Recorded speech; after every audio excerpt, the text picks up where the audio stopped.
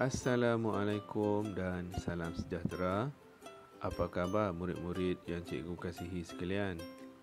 Cikgu harap murid-murid dalam keadaan yang sangat baik di rumah ya.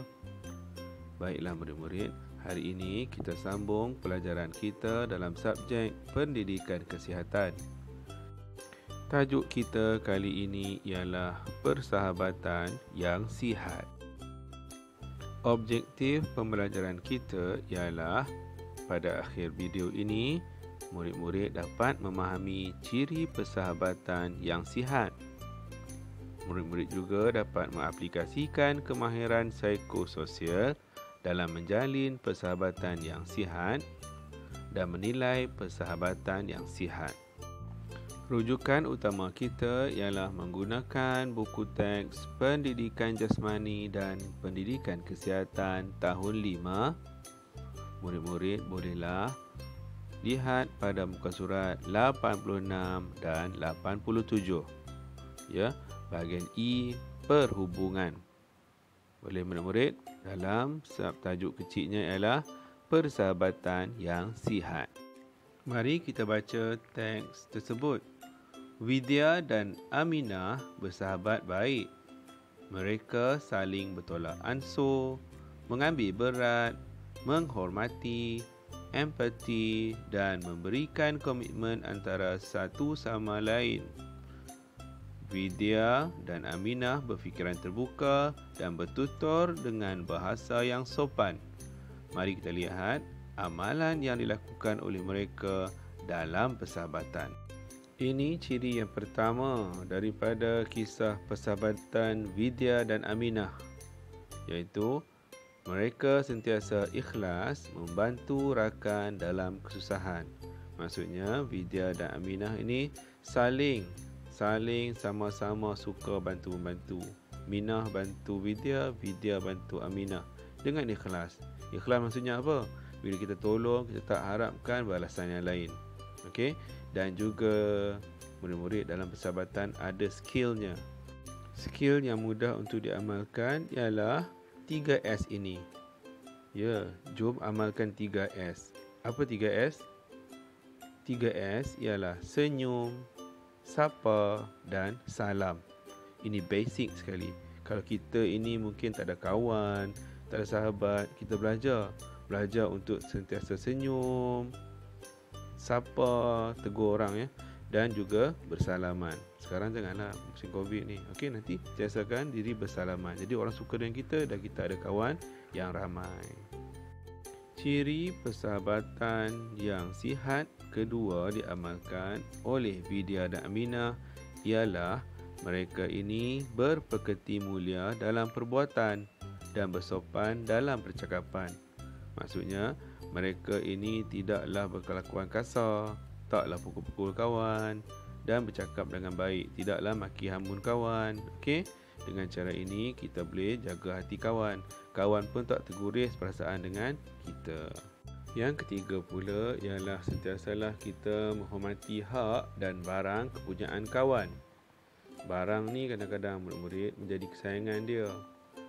Okey, siapa-siapa pun ada barang kesayangan dia. Jadi kalau kita hormat hak dia, hormat barang-barang dia, kalau nak pakai sebagainya kita minta dengan baik, dan kalau jumpa kita pulangkan dengan baik, mesti dia suka. Dan kita pun suka diperlakukan begitu kan. Okey, jadi persahabatan ini perlukan kita untuk sopan santun sikit ya. Kita hormat dia, dia hormat kita ya. Betul tak?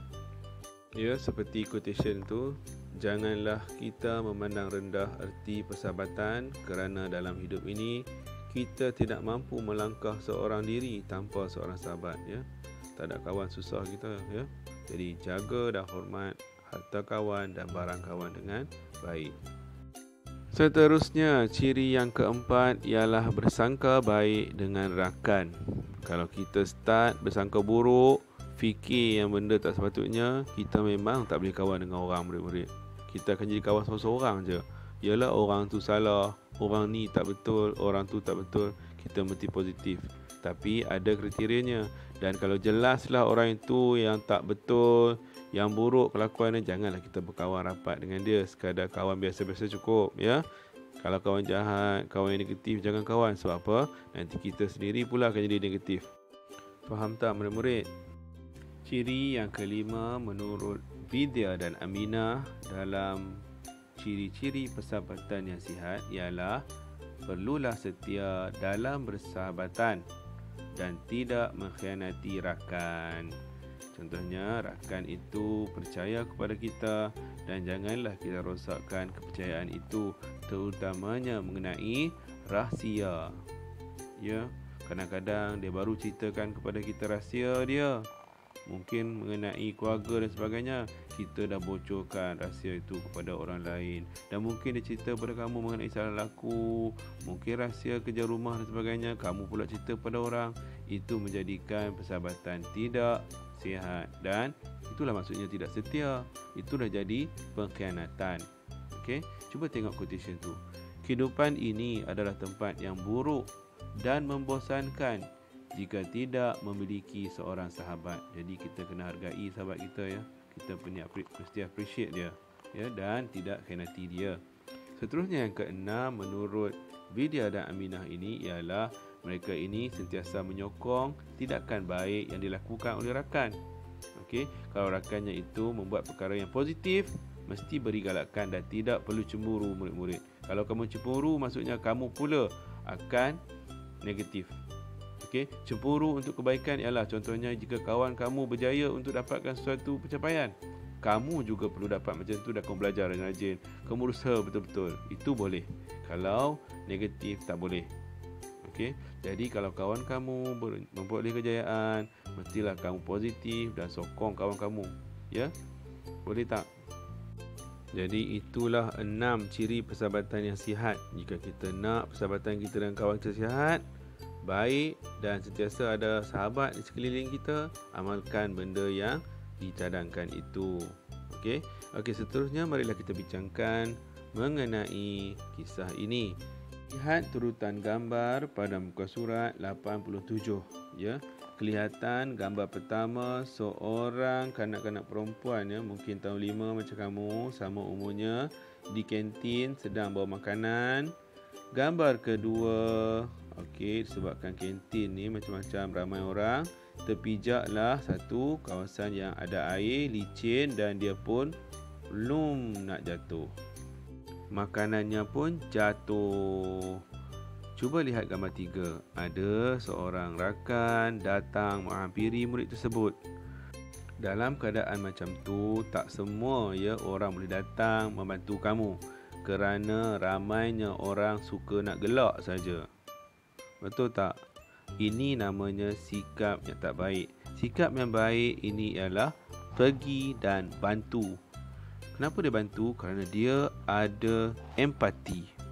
Empati ni apa? Dia boleh selam perasaan orang. Dia faham apa orang rasa. Dia faham macam mana malu tu.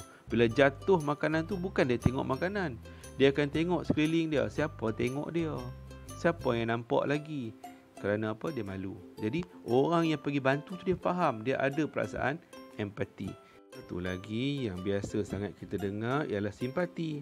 Simpati ini kita boleh rasa perasaan belas kasihan. Ni dari jauh je. Oh kasihan. Oh sedih. Lah kasihan. Itu je. Tapi empati membuatkan kita pergi bantu. Kita boleh feel perasaan tu. Sebab itu dia lebih dalam. Simpati dan empati ni benda yang baik dalam diri kita dan sangat-sangat positif. Bagus sekali. Kemudian seterusnya yang keempat tu, cuba lihat. Ya, ada seorang lagi rakan bantu dia. Bantu apa? Bantu beli makanan yang baru kepada dia. Okey, ini juga perlukan pengorbanan. Yang kita nampak ialah pengorbanan mengeluarkan wang, bantu beli makanan baru. Tapi satu lagi pengorbanan ialah contohnya ya, yang jatuh makanan tu dia beli makanan paling mahal dan habis duit dia. Dia lapar sangat, kemudian kita beli makanan kepada dia untuk yang kita mampu je. Kita mungkin ada baki duit kita sikit lagi, kita beli makanan yang paling murah untuk dia makan. Untuk niat kita ialah untuk alas perut dia. Tapi murid-murid, pengorbanan dia ialah dia kena hargai makanan tu. Bila orang bagi makanan kepada dia dalam keadaan dia macam tu, tak payahlah dia tolak, dia cakap sebagainya.